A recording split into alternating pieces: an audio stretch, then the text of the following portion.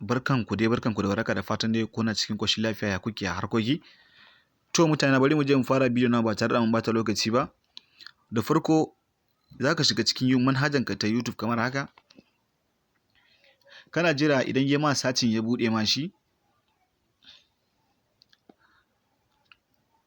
Kar kai wata zo ka danna alamun nan wajen. Bari na nuna muku shi a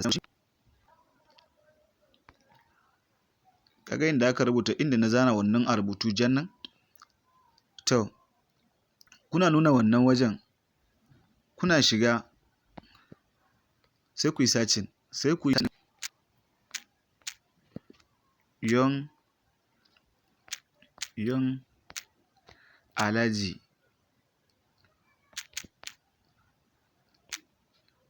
Alhaji TV abin da za ku rubuta kenan, TV za ku rubuta. Sai ku yi alama nan ta sacin sai ku tura shi. Kuna tura shi kuna yin kasa kaɗan za ku kalla feji na. Wato kuna kallon feji na haka kuna kallon inda na rubuta muku shi a nan. To dan uwa idan baka yi subscribe ba kaga za ka ga rubutun nan farko za ka ga alamun ja a nan wajen.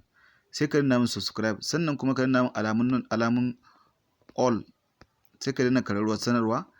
Da zarar na ɗaura muku sabon bidiyo za ku kalle shi ba tare da kun sha wata wahala ba. Sai ka yi clicking ka shigo ciki. Kana yin clicking za ka shigo ciki inda aka rubuta bidiyo.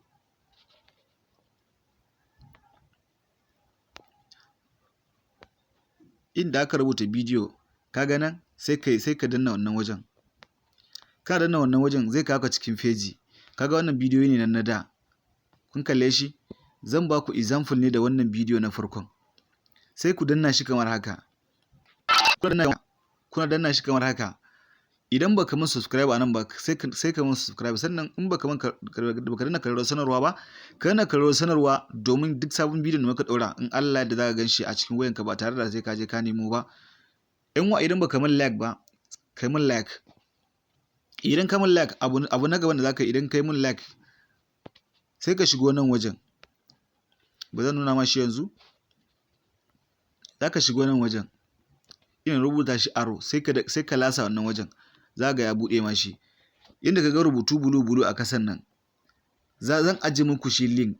Direct zai kai ku cikin website ɗina. Direct zai kai ku cikin website. Za ga farko in Allah da farkon posting ɗina za ka kalle shi a cikin website ɗin. Kana danna wannan clicking in Allah za ka je ka kalli bidiyo na ka lafiya lau ba tare da ka je ka sha wata wahala ba. 'Yan uwa mun gode sai mun haɗu da mu da ku a bidiyo na gaba. To